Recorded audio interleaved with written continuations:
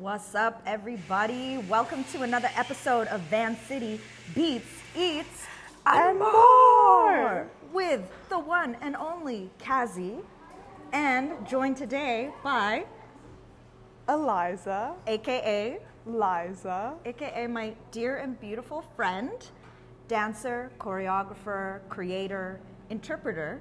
I like that you said that on your bio. We are out here on the unceded ancestral lands of the Musqueam, the Tsleil-Waututh, the Squamish First Nations, what is colonially known as Vancouver, BC, what we call Vancity. And today's episode is quite special.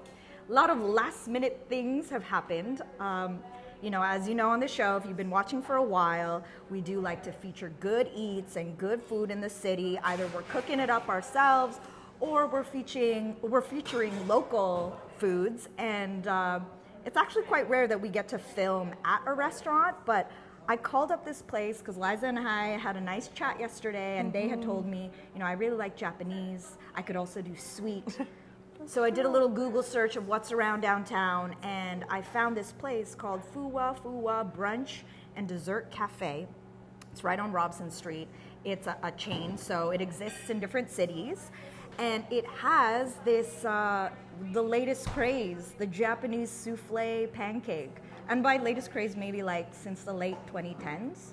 Have you tried it? Have you heard of it? I have, but it's been a long time since I've had it. So I'm so excited. I'm so excited. Where and when did you have a Japanese? I feel like maybe in Japan in 2018. Okay. Yeah. So then you experienced it right when it blew up, like probably pre-arrival to Canada. And then I remember when I came here, everyone was lining up for the souffle pancakes. Oh, really? It's, I had to ask ChatGPT lately. ChatGPT has been my magic genie, my magic 8-ball. If I feel stuck in a decision, I literally ask ChatGPT. Wow. And so I asked ChatGPT to give me a very, very small, quick summary of what is up with the Japanese souffle craze. And ChatGPT has told me Japanese souffle pancakes blew up in the late 2010s. It's easy to see why. They're light, fluffy, and totally Instagrammable. These jiggly, cloud-like pancakes are a Japanese twist on the classic, mixing the country's obsession with perfecting recipes, aka a great, wonderful Japanese trait, and French souffle techniques. The secret? Whipped egg whites that make them rise like magic. Yes. Wow. So you're bringing magic into the room. That is, that's already hands down always gonna happen. This is true. But in terms of these Japanese souffle pancakes, I wanna give a big shout out to Donna, who is the manager of this place, also a fellow Filipino.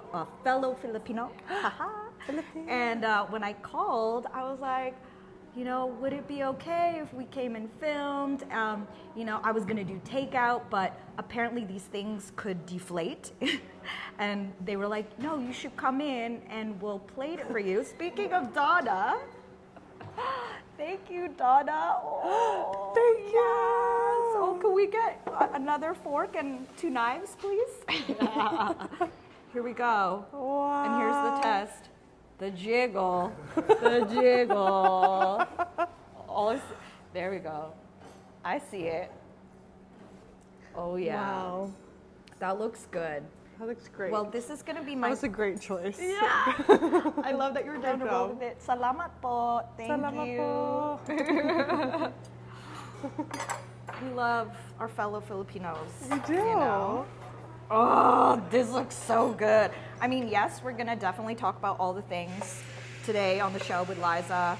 Talk about dance, talk about creativity, talk about your recent trip to Paris. Oui. My little French phrases. Yeah. But first things first, because this has a deflate timeline. We must take a bite. We must take a bite, the first bite. Okay, you here? Where? You go. Oh my, look, bounce, bounce, bounce. Bounce. Or just a little knife. Hip hop. Okay, first bite, Bounce. let's go. OMG. So I see the egg whites paying off here, the whipped egg whites. Ready? Right. Cheers. Cheers. What is that baby bite? What?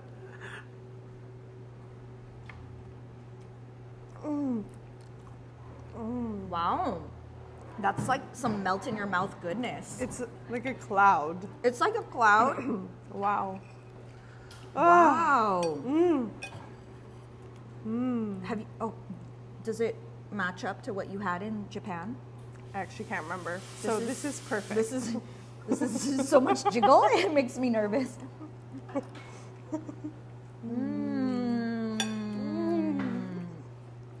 Definitely saving you a bite after Sean. Yeah, they do a bunch of different flavors here, like tiramisu, matcha tiramisu, Nutella, banana, strawberry. You know, those classic flavors that we love in desserts. This is technically breakfast for me right now. Okay. How about you?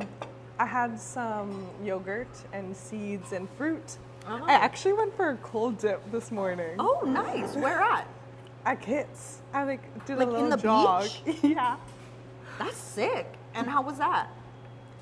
In my mind, I was like, oh, this is going to be so good for my body. Yeah. And then I was so cold. You know, I don't line up the cold without the hot.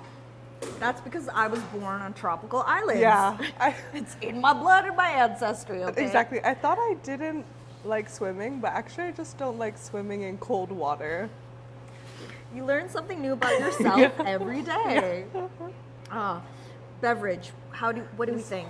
Fantastic. What are you drinking? A Gigil latte with oat milk. And you? Salted caramel latte. We're doing decaf because I had my coffee this morning. Nice. I only do 2 shots a day max, or else we just get a little too crazy. You Today's know? not one of those days. No, it's a rainy day in Vancity. It's Yeah. cute. Sitting down with you. I would love to start this interview. My first question. Yes. Just going to the beginning of, you know, what was that first moment when you, I'm guessing you were young, witnessed dance and it moved you in a way where you're like, that is what I want to do. Paint me a picture. Yeah, painting you a picture. So my sister's been a big part of my life. Like, Shout out your big sis. yes, she might be watching. Yeah. And she was actually taking hip hop classes, and we're 5 years apart. So I was 3 and she was 8. And I was like, I want to do what my sister's doing. And then that's why I started to take dance class. So I was about 3 years old. And I remember being like, yeah, I want to do what my sister is doing. And then I just never stopped. And now it's been a part of my life. Yeah, ever since. And what Huge was like part. the first, I guess, entry point for dance for you? What was it? Hip hop classes or? I actually took ballet classes, and then I eventually did like all the studio like styles, and my mom was alive at the time too, and so Filipino parties and hosting people is a big part of our lives. Yeah. And there's always dance there too. Line dancing, Yeah, partner dance. exactly. You're Soul doing Train. Soul Train. You're Yeah. doing the Macarena. Macarena. Actually. Tayo ma ocho ocho. Do you know? Yeah. Was that pre-Beyonce or like, I think so. you know, the booty pop, Yeah. basically? Yeah. Search up ocho ocho and you'll see a bunch of. Have you seen the video? Oh yeah. It's a bunch of Wait, little is kids. it a new video or an old video? No, old video. Yeah, because that was a dance that came from a show.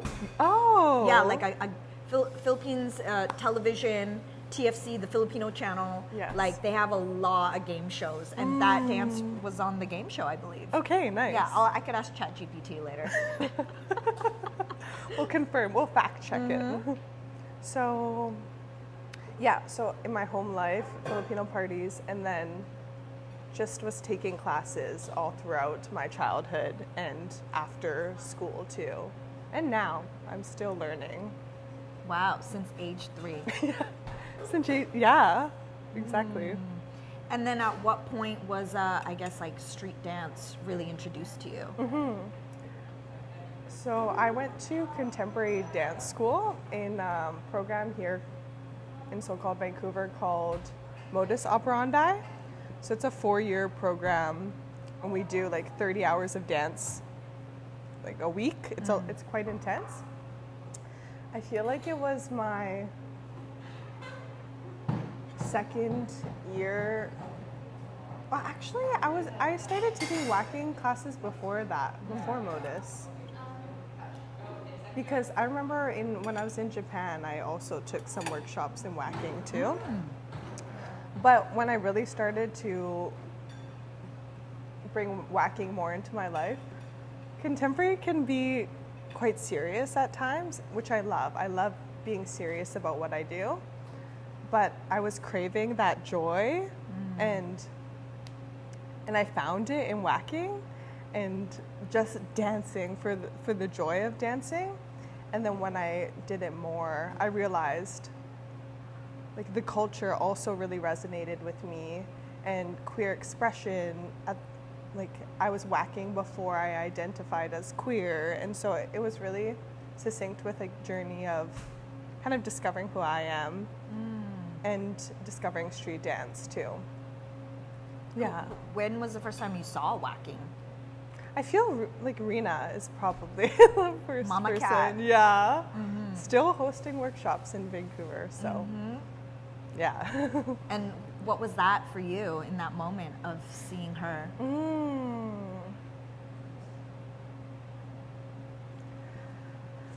I actually can't remember the very first time, but one early memory that stays with me is like Vancouver Street Dance Festival, Antonio's year.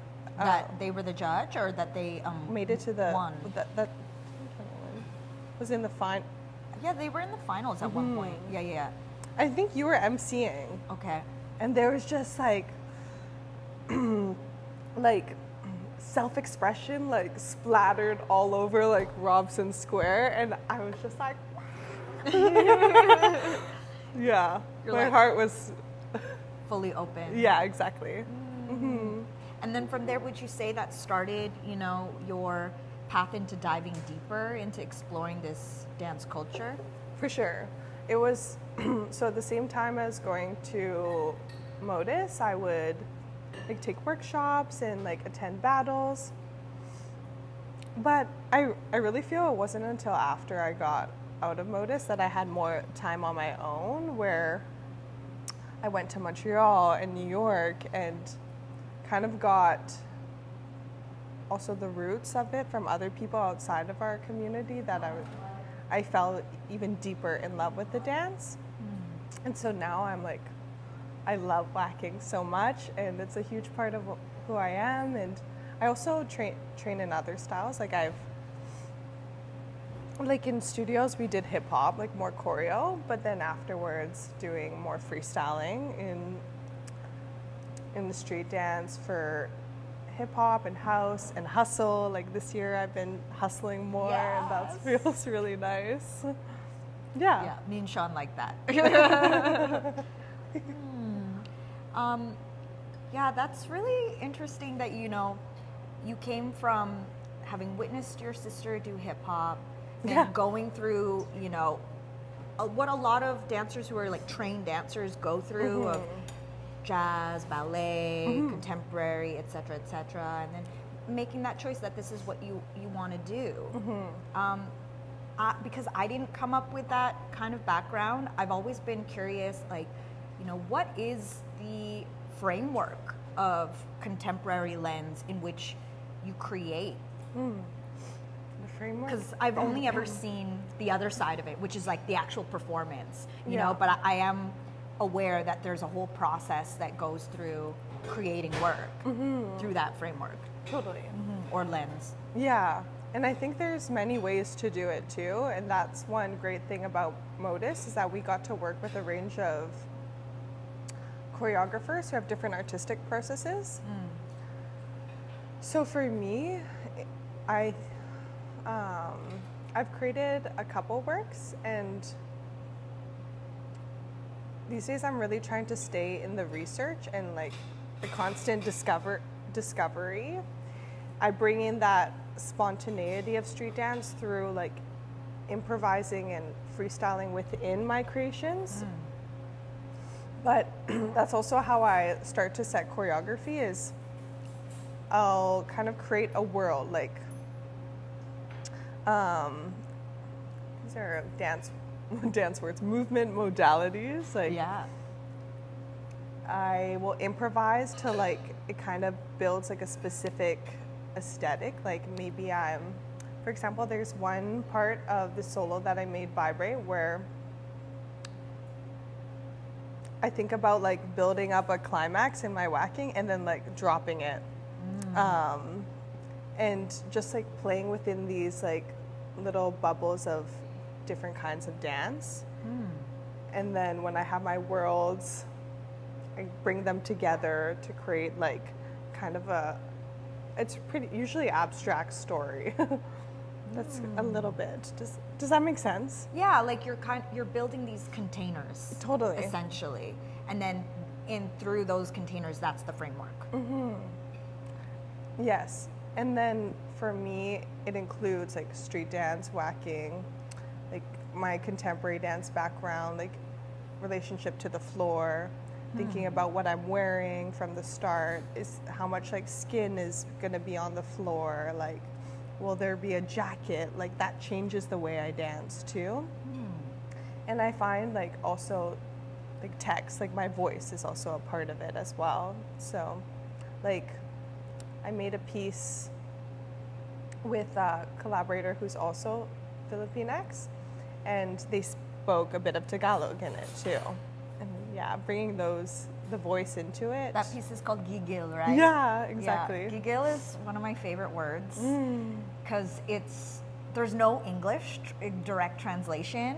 It's a feeling, and it's like when something, and it's usually used to describe babies. When something is so cute, you just want to like squeeze it. Like high-pitched squeal that is only audible to dogs, like type of. Yeah. Exactly. Why did you call that piece Gigil? What is it about for anyone who hasn't seen it? I love that you described it first as a feeling, and that's a big part of it for me. And this feeling that you also like, it brings out a shake in you. The shake. the shake. Everything's on theme today. Shaking, that's also a big part of my choreographic world. Shaking. Why? Why? Yes. Yeah. What does that I have mean? thoughts around this. Tell me. There's many reasons. Shaking for me is also a place of transforming. Like different insects transform through shaking. And so when I connect to like spirit in my dance, like shaking can be a place to move towards a spiritual realm, a different version of ourselves, to like process things. So that's like one way that I see like shaking resonate with me. I also see like the joy in when you're so happy, you're vibrating. And also pleasure too. Shaking is a big part of that. Those Cool. What are the themes that you explore in your works?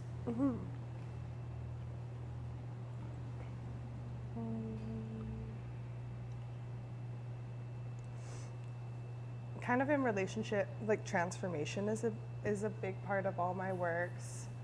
Like the multiplicity of a person and people. For both Vibrate and Gigil, pleasure and eroticism, and turning the head on what that is. Queerness and being Filipinx. Yeah, those were kind of where my creations were the past 2 years, and now I'm kind of diving more into like my ancestral line and being Filipino and really connecting to those practices too, and bringing waacking into it as like a place for transformational joy, which connects to like what brought me to waacking too. Yeah, that was gonna be actually my other question is like, if from what you describe with contemporary and the frameworks that you create from, and then with street dance being so freestyle, improvised, off the cuff, like just, and also born out of like such a potent social culture, queer culture. You know, how do you bring the two together? Like, what is that intersection? And how do we? I mean, this might be a thinker, but how do you do that in a way that still maintains integrity, authenticity, and honor both lineages of where you've been learning? Totally. I think I'm still learning, and that's the big part of it, is like Gigil was, I would say, mainly more on the contemporary spectrum, and Vibrate, when I performed it, it had like the ideas of waacking and waacking in the end. But my next piece, I really want waacking to be at its core. And so I feel like I look to people I'm working with and who are doing it and have done it before. Who are?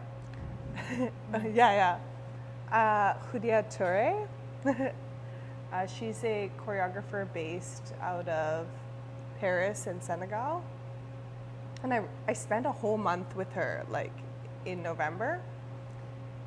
And I really see like the essence of hip hop come out in everything that she does, in the way she facilitates, in the way she creates, in the performance itself. And so that's kind of what I'm thinking about too, in the way I show up too. How can I bring the values of waacking in everything I do? Like, for example, a value is really embracing who you are and like waving that flag and embracing the people that I'm sharing it with and bringing freestyling into our creation process. That's kind of like little ways where I'm keeping that through line of street and club dance in performance. That's cool. I'm curious to know, how did Khoudia, it's a good segue, how did Khoudia, you know, when you say that she comes to the table, like, and hip hop is in everything that she does and how she holds the space, like, what does that actually specifically look like? Especially because, you know, she's creating work for like these huge stages and a very, very diverse audience. Totally. Maybe I'll give two examples, one both on stage and one kind of in the back end, because I've got to kind of get insight on both. In the piece that I also got to research and be a part of, it's called Morrow, which is interesting. We have an Morrow collective in Vancouver. Yeah. So the piece was called Morrow. Yeah. That's cool. What does it mean for anyone who doesn't know? It's spelled O-U-R-O, by the way. Oh, I should know this. I think it has to do with language. Right. Like, but I actually don't know the I'm going to ask ChatGPT right now. With accents. Oh. O-R-O. What does Morrow mean? Oh, just O-R-O. Oh, no, Morrow means gold. Oh, and Morrow is also means gold in Portuguese. But try this one with accent aigu. Like, Accent aigu to the right? yeah, exactly. A ver, let's see.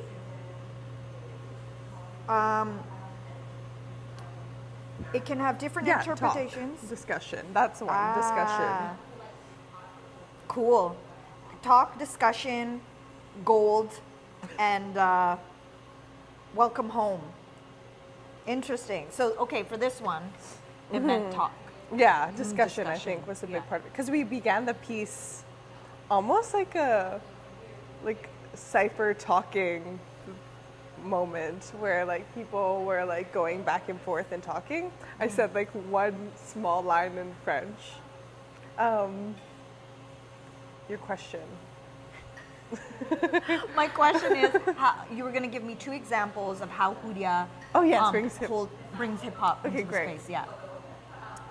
There's this moment that arguably it kind of like goes towards more of like the contemporary spectrum. There's like a lot of theatrical lights and like kind of a fight scene in an abstract way. And then Khoudia like kind of like cuts the lights and starts talking, and then people come out, and then all of a sudden this like people come out arguing, first with their voice and then with their bodies through like a cipher that has that battle energy. And so integrating it in performance that way, like making sure freestyling is a part of it, because that's how we train and that's what we're strong at, is freestyling. Yes. As street and club dancers. And then I see that in performance, and both Khoudia and I self-produce all of our stuff, so it means we're doing like all the administration too. And Khoudia started her company, company MOARRR, just a year ago, and before was under a production company. And she talks a lot about how much joy she's getting from just like understanding a lot more. Yes, it's a lot more work, but now she sees like all of the budget and gets to really choose who's a part of her team and not have to argue with someone about it. And this choice to go outside of the system, I think, is also quite hip hop, to not be a part of that institution, and finding her way to create dance works that is not linked to what has like been done before, and like part of this like that institutional system of production companies. She's making her own way, and so I think that's like ways you can bring it concretely. Yes, because really the spirit of hip hop is an act of resistance. Exactly. And so that energy being carried through, that's dope. I really so respect sick. that. I know. Yeah. So, you know, speaking of Khoudia, and you recently came back from Paris, France. Yeah. Which looked amazing. A few other Vancouver dancers were there as well. Simi or Simran, Sashar. Oh no, but they weren't in the piece. She just came to hang, right? Shout out to Simi for going to Paris and having her best fabulous life. Yeah, exactly. I was just Severin. Also, I was just saying Simi because Simi has been on the show last season. Severin, who is Sevi Sev, amazing b-boy, dancer, mover, philosopher.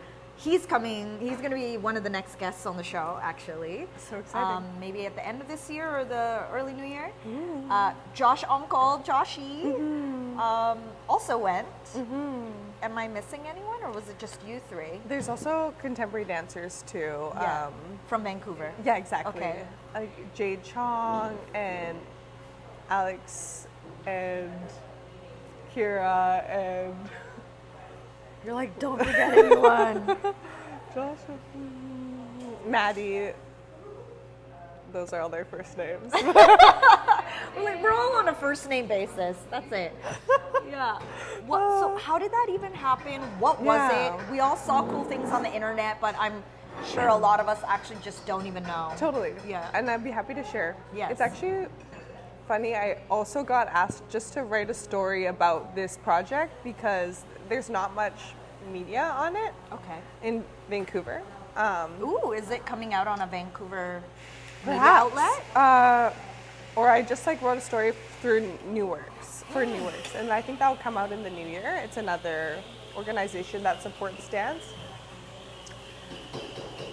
So Khoudia got actually mentored by quite a well-known contemporary choreographer named Crystal Pite in 2018. So she was coming to Vancouver then, and that's how she started to build a connection with Vancouver dancers. And then started the creation of MOARRR in 2022 and wanted it to have the emerging voices from the different communities she was connected to. So there's like 9 dancers in Senegal, 5 in Paris, and I think 9 of us in Vancouver as well. and chose both people from Modus, so from contemporary background, but then a couple from the street dance community too. And we had two 2 weeks of research periods where we really played in the studio, where we kind of like did games and freestyled and collaged and talked a lot about what our part of the show was, kind of referencing the shadow of in ourselves in Vancouver and globally, like, and then different cities kind of researched different parts of the show, empowerment and hope and moving forward. And then, yeah. And Vancouver's was shadow. Shadow, exactly. And then we created movement too for that. And also recorded like our voices. So in the show, I first witnessed it like as the trio version, and I like saw choreography that I like made in it and heard my friends' voices, and I was like, whoa, this is so surreal.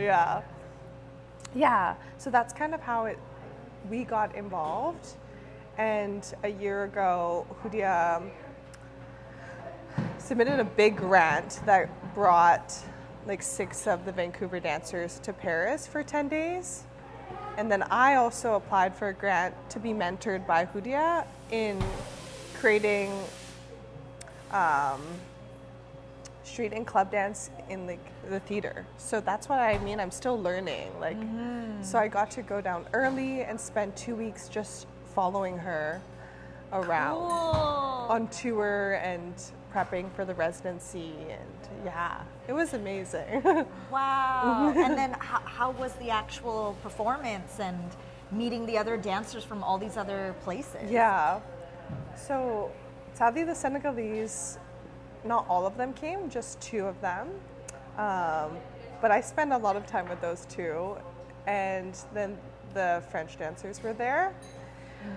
The energy was like explosive. Like, first in the room, the Vancouver dancers came, and you could tell there's just like so much gratitude in the room for being in creating and performing in France.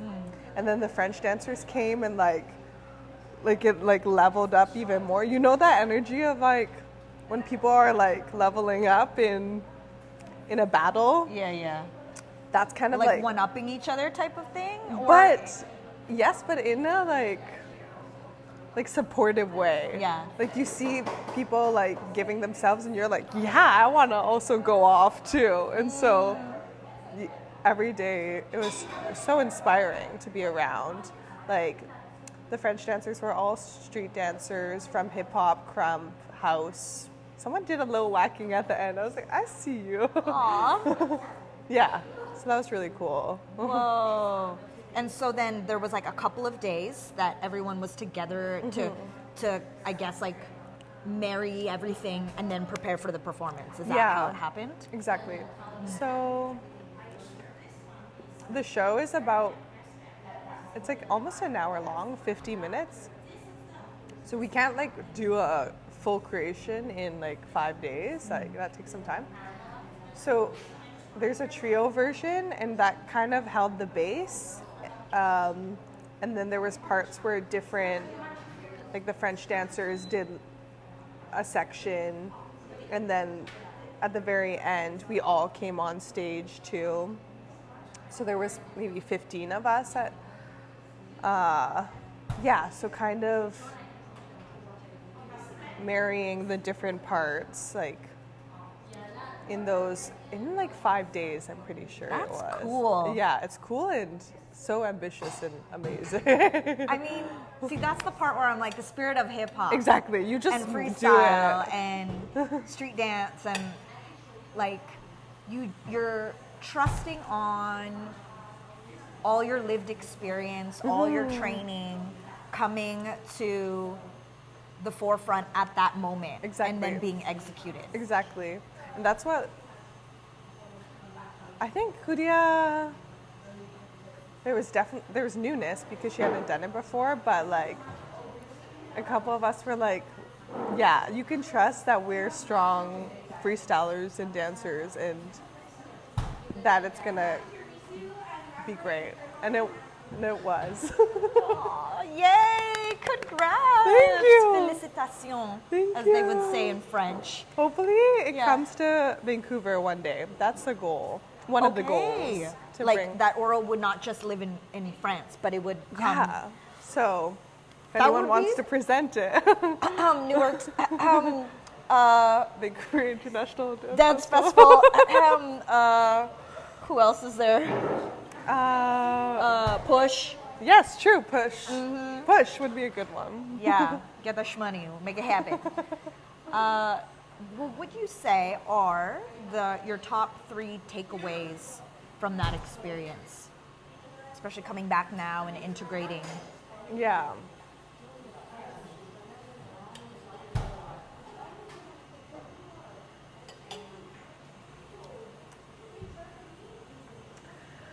I feel like I learned so much, and I have like extensive notes on like my notebooks and laptops and reflections. We're not gonna bust those out now. I know. Yeah, but in the But I'm spirit of gonna hip-hop, share you know? just a couple things that Okay. stayed with me. One thing, it's something that Khoudia said pretty early, that sometimes these things like seem impossible. Like you have this big ambition and maybe at times it also feels impossible as you do it, but through the process of doing, you realize it is possible. And I feel like I didn't dream of going to Paris and performing, and that's something I did. And so now I'm like manifesting experiences I have yet to dream. And that's a big thing that, yeah, I'm moving forward with. I love that. Yeah. 2 other. I feel like being intentional with yes and no's is good, is important too. What does that mean? Like, especially as a freelancer, like projects can last just like 2 weeks. So I'm constantly like thinking about like the next move too. Yeah. The gig economy life, Yeah. contract life. Yeah.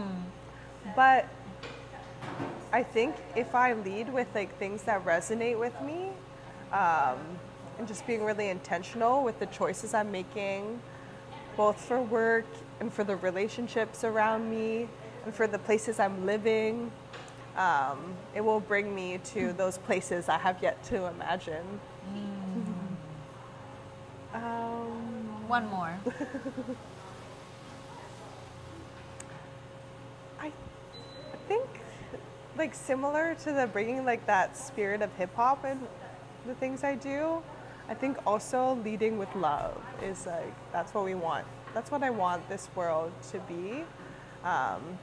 There was so much humility that Khoudia had she works so hard, but every day is so grateful. And yeah, the practice of leading with love is a big thing. You can't go wrong. Yeah, You can't really go can't go wrong with that. No, that's what we It's need. like the highest intention. Yesterday, when we were hanging and doing our little pre,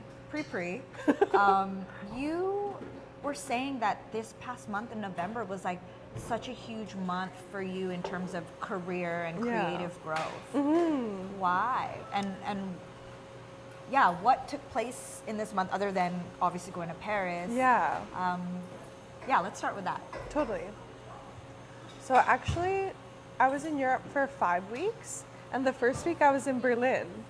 So Such a cool city. yeah, it's Yeah. very cool. I got thrifted this vest. Oh yeah, they're fashion. I was there in September as well, very yeah. briefly for a couple of days, and it was, fall had already hit, and it was all about your leather jacket. Yeah, everyone has a leather jacket. Everyone has a leather jacket. It's a look.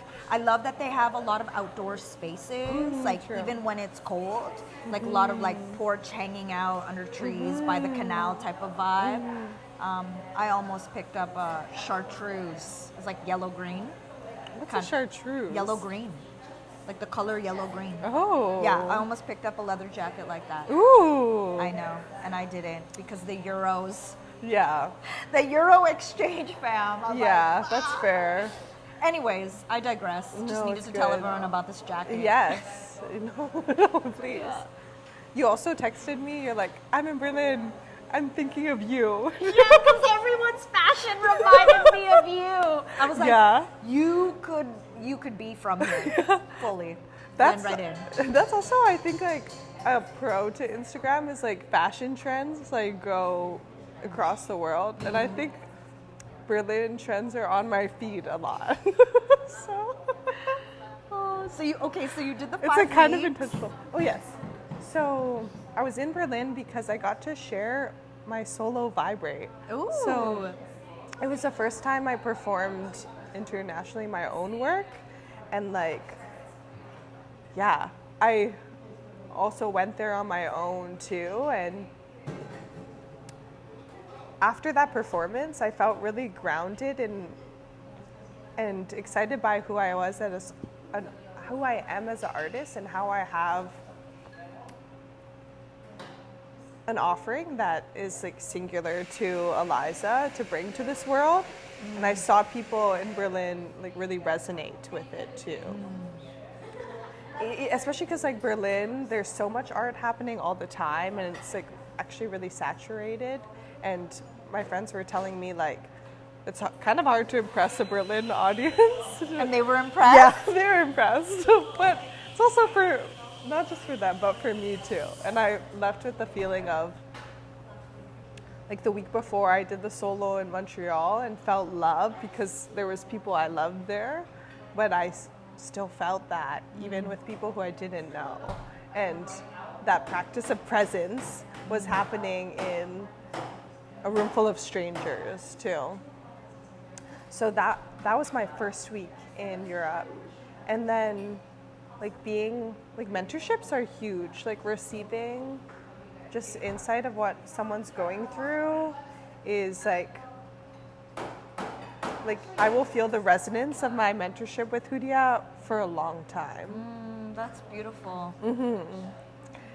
And then at the same time, a close collaborator named Lamont actually performed Vibrate in Vancouver in November too, for this festival called Dance in Vancouver, which is run by the Dance Center.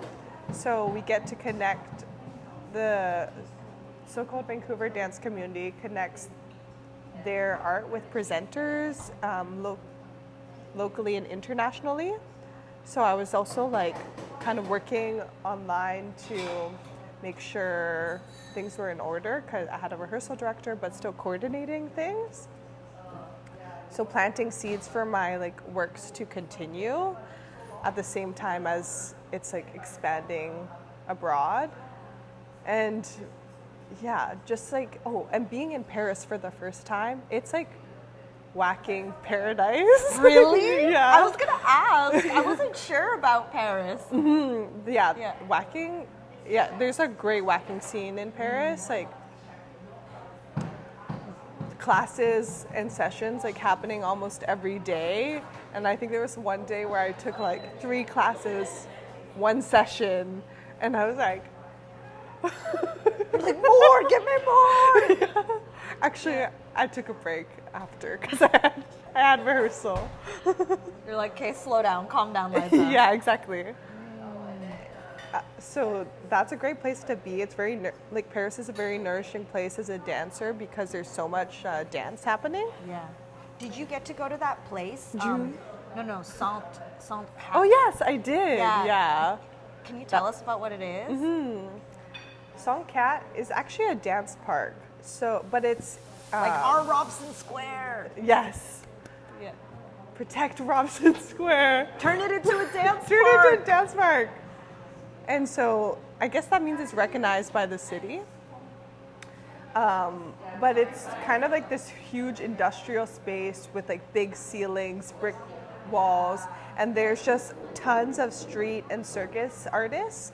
And so I walked in. On my right, I saw someone doing like contact improv, a juggler, a group of like hip hop, cypher, breakers, swing, like Everyone. yeah. Hustle? I did hustle. Okay. I brought You brought the hustle. Nice. I didn't see someone doing hustle at the Yeah. time I was there. Yeah. It was kind of harder for me to find the hustle scene, but I'm sure there is in Paris. Can we verify that, Sean? I think there is in Paris. Okay, there's some in Paris. Yeah.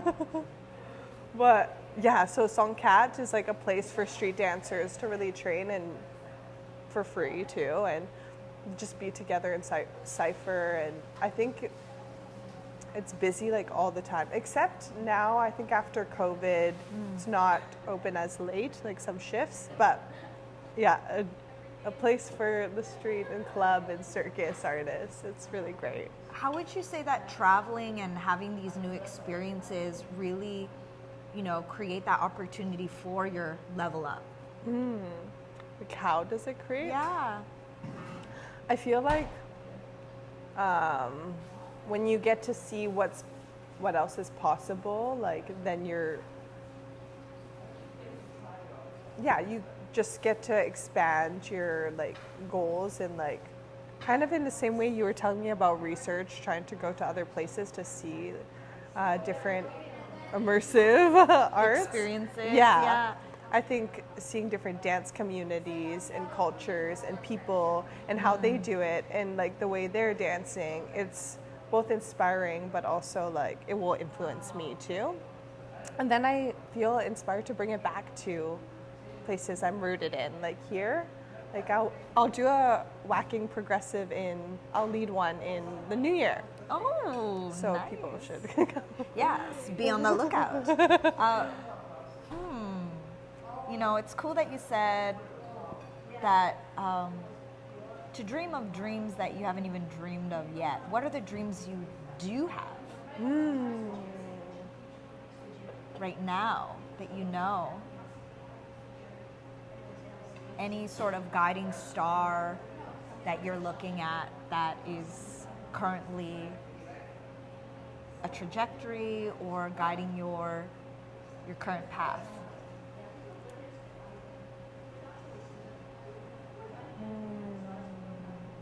I love that you do this, by the way. It's like let me just center for a second and let the vision come, and now I have my answer. Do people not do that? Some people don't, but there's just so much intentionality for you. And it's great, because it's true. Like, sometimes that's just what you got to do. Anyone out there is just like, your brain's moving a little too fast. Yeah. Like, it's okay to stop, pause, close your eyes, take a deep breath, and let the real answer come to you. Yeah. Life advice. It's true. Breathing. I think that's a mamerto, like a Filipino shaman. I think that's like really staying with me. I feel like. Is Mamerto a person? Yeah. Oh, okay. Yeah. That I feel like this practice of like slowing down and like listening has come from.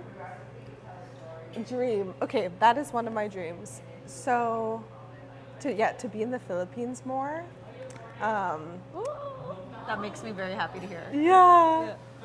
My next piece, I'm working with the title Wanderers. And I will be doing research for it. Like, we'll have like time in the fall of next year. Yeah. But in the spring, I want to like kind of really connect with the communities of waacking and the Filipinx community in here. And my dream is to also do research in the Philippines and spend time there with the artists there. Maybe even like go to Mamerto's farm and work on his farm for a month. And because there's so much to learn from being in the motherland and being around people who have a deep connection to spirit and the spirit realm. And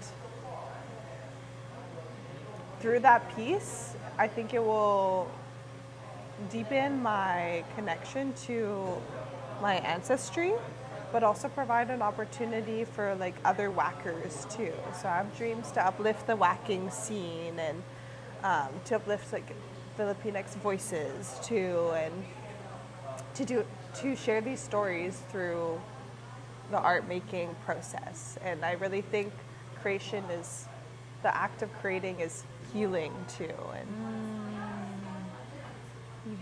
so keep bringing that light into the world. I love that. It's true. The act of creating is healing. The act of discovery, especially coming from the diaspora, Yeah. where, you know, Filipinos be everywhere in the world now. We're one of the largest diasporic nations. Did you know Wow. that? India and Mexico are up there in the top 3, according to the internet. According to And ChatGPT. according to ChatGPT, can't always be trusted, but actually no, that was a straight Google search. Okay.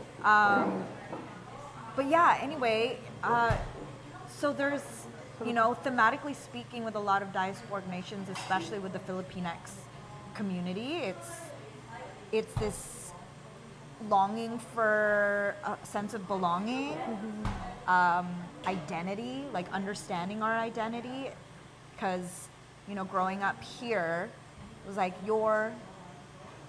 I consider myself Filipino Canadian. Then I go down there and they'd be like, no, you're Canadian Yeah. Filipino. And I'm like, there's a difference. How do you see that? And then it was like, you know, it's hard to find a sense of belonging if even in your own motherland, like my own family is just like, no, telling me who I am, you know? And I think discovery, creating from that place of discovery, it's an ongoing journey. Yeah, Of for sure. trying to find a deeper connection with the multiplicity of identities that we can hold, For that can sure. coexist. I'm excited for you. I think that's really cool. I'm also curious to know at what point did that inquiry for yourself emerge? Because you grew up here, right? You were born here. Yeah. I grew up here, born here, but my mom was born in the Philippines and then came here as a teen. I was traveling in Asia in February of this past year, and I went to Singapore. I led a waacking workshop there, and then just Thailand with my dad. It was very sweet. But then I was there and was like, actually, I need to go to the Philippines, because originally it wasn't part of the plan, but I realized my mom was calling me. Like spiritually. Yeah. And so, yeah, since that moment, I think, since I went to her hometown and cried in the ocean, yeah, like I will be back. Where was that? It's in Buenlag, in Mangaldan, in Pangasinan. Okay. Do you know? No, is It's that just- north? Yeah, just like a 6-hour drive up from Manila. Okay. Wow. And then from there it was like soul impact. Yeah, that, and then meeting Mamerto too, Lagitan, who came through Choreographing, is this also a dance company run by Alvin, who is Filipino, brought Is that based out of Vancouver? Okay, cool. Mamerto to do workshops, and he kind of just shared anything, but shared meditation, Qigong, Filipino Qigong. Ooh, what? I never heard of that. I think just he made it. Therefore, Filipino branded.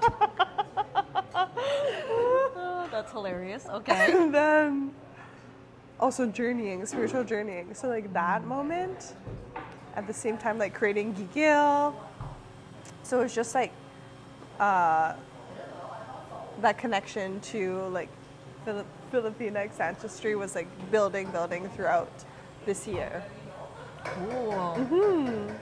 Yeah, I have always wanted to do some sort of project that like also connected back to the motherland. Any excuse really to spend more time there. But it's like made up of like more than 7,000 islands. Yeah. And each island is really, really diverse. Yeah. What part are you from? Or your family? Yeah, my family is from the Visayas, which is in the middle. That's like where Cebu is, like the big Boracay, like Nice. What's that other major island that is very popular?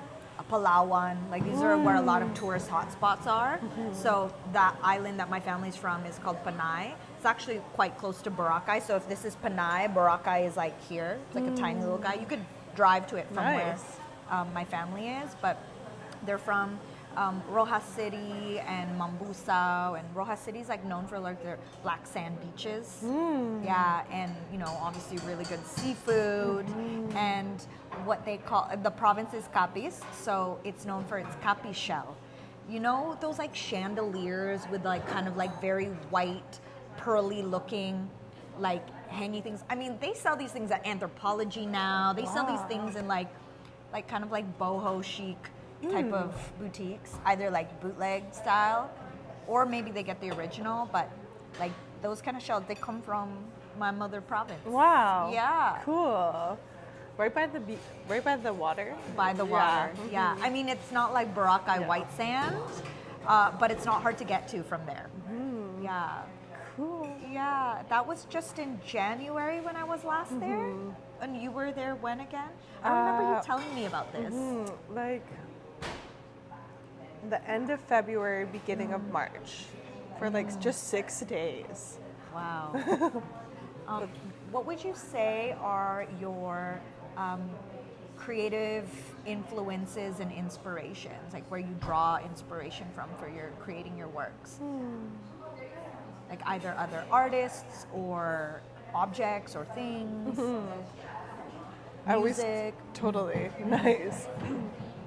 I always talk about the ocean. The ocean's a big inspiration for me, just like energetically, sound, and the way it moves. The waacking scene, I think, both in Vancouver and Montreal too. I love the waacking scene in Montreal. Kind of also has become family too. Yeah, I see that. Yeah, which So is cool. So they're a big inspiration for me lately. But even my peers too, the people I'm dancing around, like, I think right now I'm staying with a friend, Rachel Helton, who has a company here, and I think is also a big healer and spellcaster, and Lamont is a big inspiration for me, who's also still in MO, but brings like playfulness and like curiosity and deep. So many things. Yeah. So the people I'm surrounded by are a big inspiration. Waacking, the ocean, queerness, being Filipinx. Those are some things. So we're wrapping up 2024, right? It's been a big year. Yeah. Year of the Dragon. Year of the Dragon. My year. We're putting together a time capsule of objects or maybe words or maybe very specific memories to gift to Lyzah in 2050, let's say. I don't know, that's like 25 years, almost 25 years from now. In 2050? Yeah, 2050. Nice. For you to open, to reflect on this year.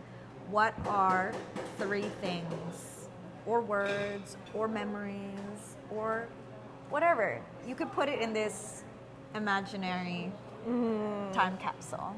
Nice. I would put a shell from the beach of my mom's hometown. Yeah. Aww. Putting that shell in. Small shell, baby shell, spiral shell. A little spiral shell. Oh, one of those. Yeah. You know exactly. Yeah, people eat the things inside of them, you know. Oh, Yeah, interesting. It's well in Capiz, in where I'm from, it's a whole thing. They serve it up on those spiral shells. I know. You must try it one day. Yeah. We'll put the spiral shell.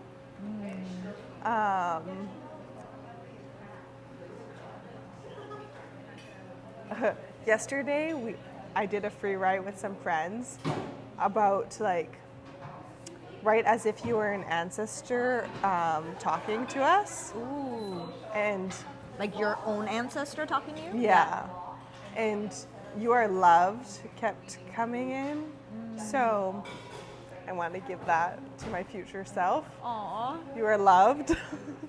And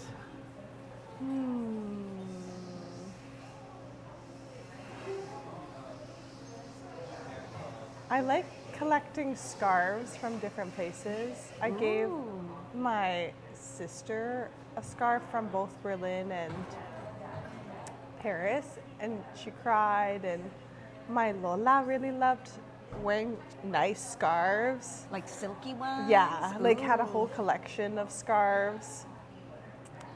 And maybe I imagine, because this is imaginary, right? Yeah. Maybe. She's like, no, we're going to make it for real. Like, wait, I don't have this. Well, we could make it for real. We could. Actually, We a could. really good idea. So on the scarf, maybe we can print "You are on the right path" or something like that. Is it silk? I think it's silk. Just a little note. You are on the right path, an affirmation. There's some affirmation. What color is the scarf? I see like light blue.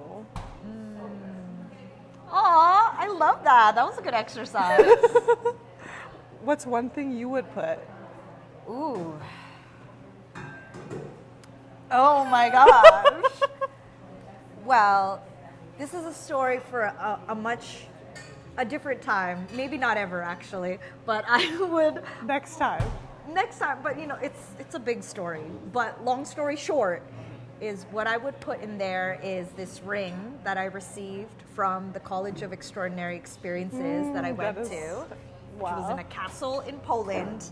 I was there in September, all on some very divine, magical, universe type led me there kind of things. And when we were at the college, we received these rings. And the rings are like quite high tech, actually. Wow. Yeah, they're like linked to an app and blah, blah, blah. I would put this ring in. And now everyone there's like curious, like, what do you mean? What's happening? That's for your interview. You must have one now. Okay, so this has been a topic of conversation with Sean about like someone needs to interview you. Yeah. And I'm like, but who's gonna be that person? Who do you think? Who would you nominate? Oh, Rupert. Oh, Rupert. Rupert Common, who is my fellow co-host MC of Van Street Dance Fest for 4 years. Yeah, I Now feel lives like in Montreal. But yeah, Rupert would be interesting. It would be a good one. Sean's vote was Tracy Wong from Seattle. Nice. That's a good So vote too. we'll see. We'll see what happens. No one from here. No one's on your level here. Oh my gosh, that's Really? not true. Just kidding. We're know? at different levels. Yeah, we're here to inspire people to step up. That's what's happening. Anyway, Lyzah, our time is up. It's been an hour. We've been Oh hanging my out here at gosh. this wonderful place called Fuwa Brunch and Dessert Cafe. Gotta save this. This is for Sean to try the souffle pancakes. Chef's kiss. Y'all gotta come check out this place. It's on Yes. Robson Street. It's been so nice chatting with you. So nice chatting with you. And Thank getting you the for full having me. exclusive on Paris. You literally just came back, so it's so Yeah. cool to hear about all of that. And just like where you're headed, you know, what you aspire to and what you're dreaming of, and to continue to be a witness in your life and in your journey. And And I to you. I can't wait to see where you go. I know, right? I'm stoked. Anyways, yo, shout out to everyone who's tuned in, Thank who you. watched the show today or who are watching the playback. We appreciate you. This has been Vancity Beats, Eats, And more.